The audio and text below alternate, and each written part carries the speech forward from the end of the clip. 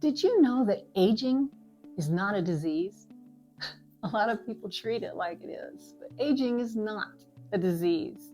In fact, you hear people talk about anti-aging, anti-wrinkles, anti-looking older. Now, really, I am anti a lot of things. I'm anti-sickness, I'm anti-disease, anti-damaging your body. I'm anti-injustice, anti-violence. But I am not anti-aging. Well, really, when you think about it, what does it mean to be anti-aging? Now, I know people don't mean it this way, but when you really think about anti-aging, what is the opposite of aging? Is getting younger. Well, we can't do that. But the other alternative to aging is dying. I don't think we want that necessarily either. So anti-aging doesn't really make any sense. Now, people are against health problems. They're against sickness. They're against disease. They're against disability because people want to live longer lives without the pain, without the inability to move and do the things that they need to do. But being anti-aging is not the same thing.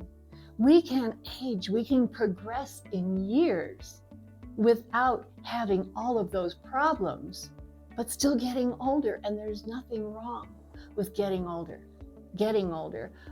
We say that all the time, but I would really prefer to say growing older, because the whole idea of aging, the whole idea of advancing in our age is that we grow, is that we develop. We don't just get older and add years to our life, but we add experience and our life becomes more valuable. So what is all this thing about anti-aging?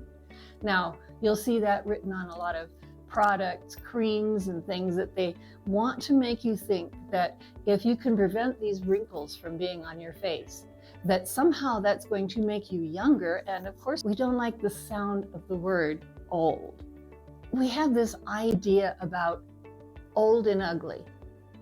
I don't know how many times you might have said the phrase, "Oh, this ugly old."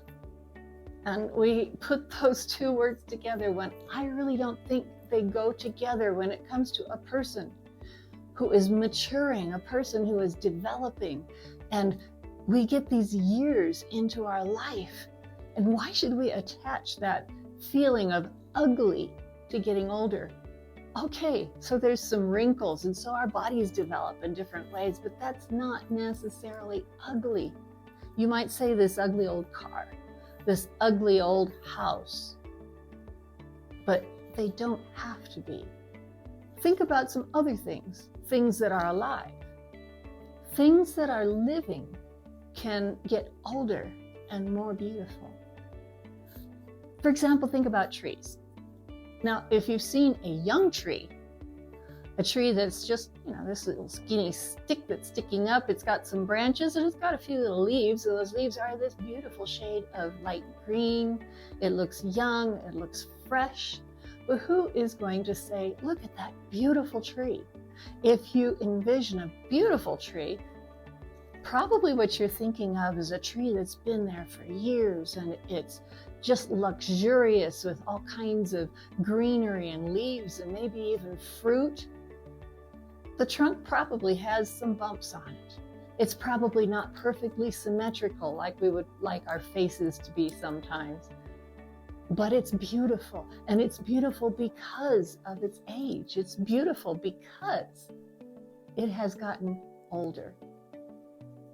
Now, I've read a lot of places, especially in the Bible, where we are compared to trees. We can be more beautiful as we age. So let's think about it that way.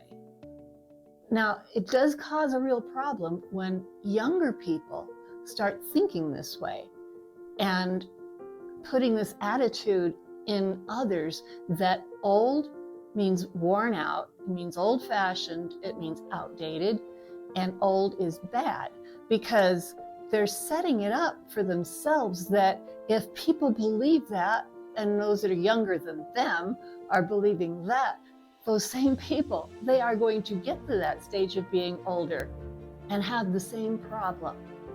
And you know this, that old people can be devalued and age can be despised and looked at as a negative thing, instead of looking at the knowledge that people have when they get to the stage of having a certain age. Now, I know that age does not automatically produce wisdom. We can tell that. There are a lot of old fools out there. But it does give us an opportunity to absorb things from the life that we've lived. Experience should be valued. Wisdom that comes from having lived through all kinds of experience, the counsel that we can give, the examples that we have, the stories that we can tell of the things that have happened and what we've learned from those things. It's so important to hold on to the value that comes with living a rich, full life, and the value that comes from passing that on to other people. Now, I get a kick out of it sometimes when people will ask me how old I am. It's kind of funny because they'll ask me, and I always have the same answer. I say, well, how old do you think I am? And I love the look on their face when I ask that question. They look kind of like, well, you can tell, you can see the wheels turning, you can see what they're thinking. If I guess too young, if I guess too old, I don't want to offend that person. And so they start thinking, well, how old is her child? How old is her grandchild? But it always comes down to where they guess some kind of a number. And it's usually less than my actual age because people try to be nice, right? But sometimes they actually think that I am a certain age and they'll guess that age. And I'll tell them what my real age is, which at this moment is 68. I'm not embarrassed to say it. And usually they're rather surprised, and I can always tell if it's genuinely surprised or not. But I'm never embarrassed to tell my age.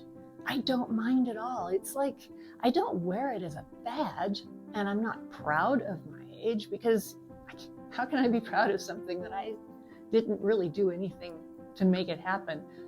The years pass. I'm 68. Okay, that's great. But I'm not embarrassed by it. We should never be embarrassed by it.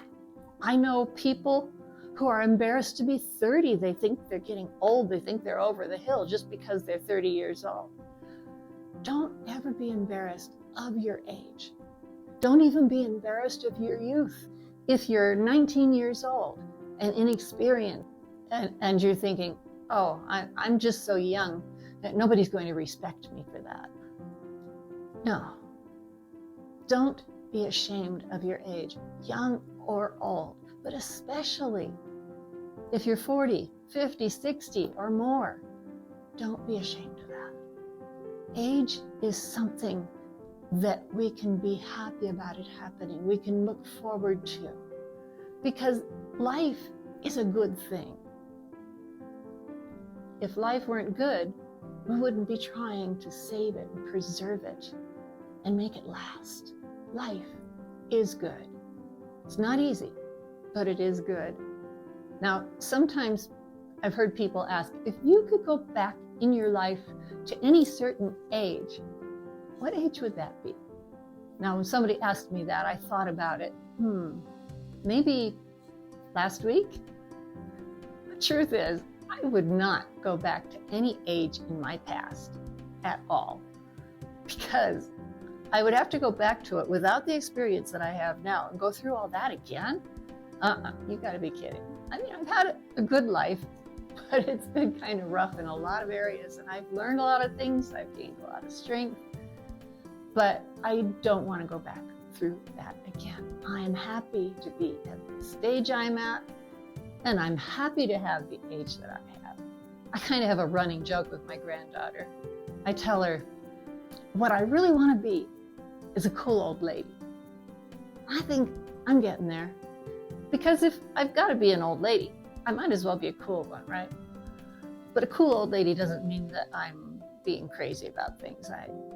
Although sometimes when I'm with my daughter and we're shopping for clothes or something, I'll pick something up off the rack and I'll show it to her and I'll say, does this look like something that a woman my age should wear? And she'll look at it and say, well, yeah, I'll say, thanks, and I'll put it back on the rack, because I don't define my age by the things that I wear. I'm not going to just dress a certain way because that's what's expected of me. You know, when you get to a certain age, you can't wear this, you can't do that. Of course, I'm not going to act crazy, but maybe cool old lady, that's fine with me. Because really, when you think about it, the number that I have for my age and the attitude that I have about that number for my age might seem like kind of a paradox. Who would be happy about being that age when the attitude about getting older can be so negative? But really, I am happy about that. And I'm happy about the future. I'm looking forward. Oh, I'll be 70 before long, another year and a half. And I can hardly wait. There's just something about that 70, that 70. 7 is, you know, the number of perfection.